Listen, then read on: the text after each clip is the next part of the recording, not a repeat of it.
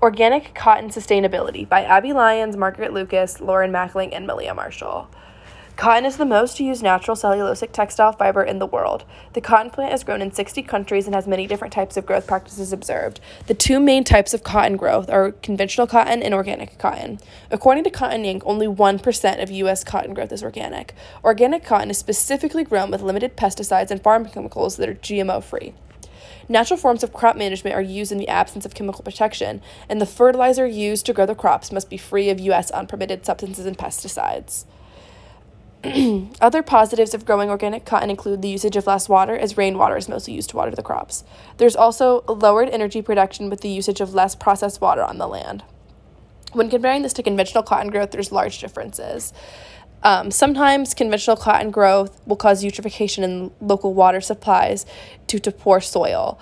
Also, there is a higher number of pesticides used on the crops.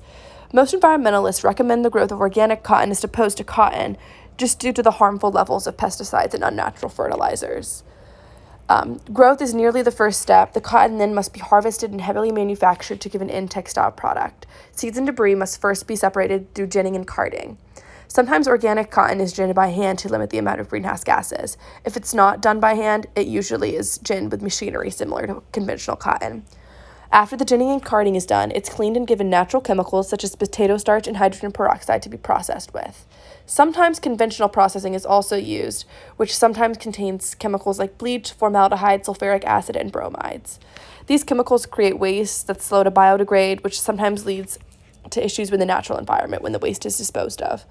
After the production process, there's spinning and weaving, which produces the end textile product. When comparing them, there are some positives to organic textiles. It seems like they're clear winners, but sometimes there are still negatives to the processing of organic cotton. Sometimes organic cotton doesn't steer too far away from the production of conventional cotton. Cotton Inc. claims that there's still pesticides sprayed on organic cotton. And also, one of the biggest differences is the seeds used. Sometimes harsh labor is used in other countries for the production of organic cotton. If labor is not assessed by a third-party regulator, the labor is most likely not clean, as sometimes child labor and unfair wages are found in places that are manufacturing organic cotton. Also, amounts of water and energy used in the actual fabrication process of textiles is very rarely different. They still contain and use very large numbers of water. So, in the end, the main sustainability target should be the production process rather than the farming protocols. Overall, the production of organic cotton seems to be positive, but only if farmers and company uses fair practices and avoid greenwashing the product. The major countries that produce organic cotton are India, Turkey, China, Kyrgyzstan, Tanzania, Kazakhstan, Tajikistan, and the United States. India produces the most, with their global market share being 38.2%, and Turkey is the second with 23.6%. And for the 2020-2021 collection period, India produced about 130,000 tons of organic cotton fiber and 150,000 tons of in-conversion fiber, with 2.1% of all of their cotton being certified organic.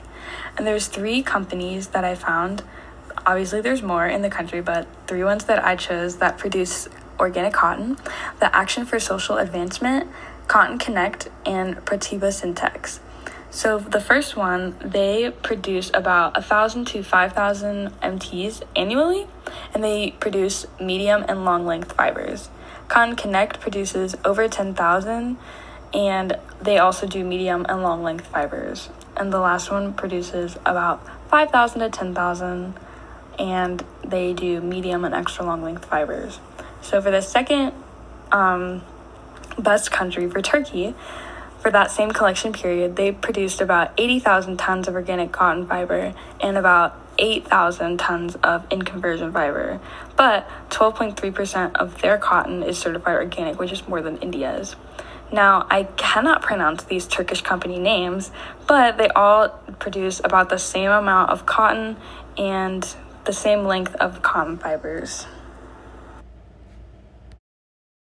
The 5 brands that were researched regarding sustainability claims were Colored Organics, Patagonia, Adidas, Williams-Sonoma, and Boll & Branch. All of the companies either strictly use organic cotton or are working towards becoming fully sustainable by a certain year in the future. So Colored Organics states on their website that organic cotton is grown naturally and sustainably without herbicides, pesticides, or any other harmful chemicals. And there's an example of one of their baby rompers that they sell. Patagonia says that by 2025, we will only use preferred materials, organic and regenerative organic cotton, recycled polyester, and recycled nylon, among others. We're already at 87% of our line and counting. We've used organic cotton exclusively since 1996, and we're now testing regenerative organic practices with cotton farmers in India.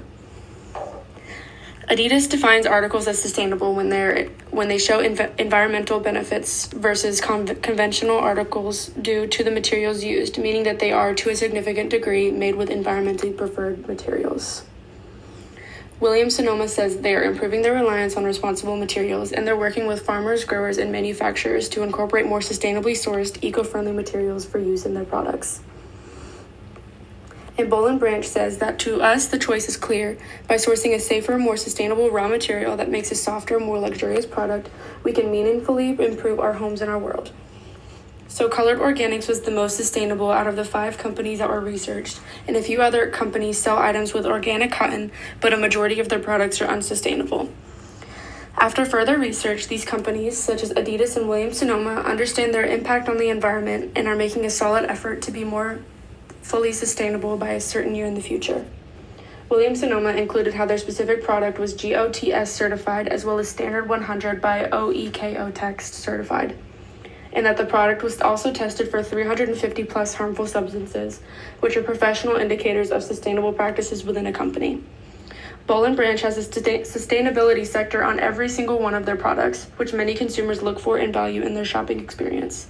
The language used by these brands do vary in the product descriptions, but all of the companies were thorough in their sustainability sections on their website that explained how their business contributes to helping the environment.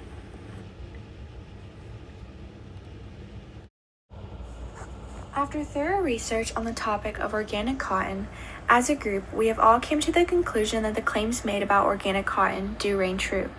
However, we do all agree that they should be taken rather lightly, and in some cases can be a nuance. With only 1% of U.S. cotton being organic, it may seem rather small, but there is much to be learned and studied on the topic. Whether it be its considerable contributions to sustainability, or the cost differences between organic cotton and conventional, there are a lot of arguments to be made. Currently, it still seems that there is something holding many back from even taking organic cotton into consideration as a serious competitor.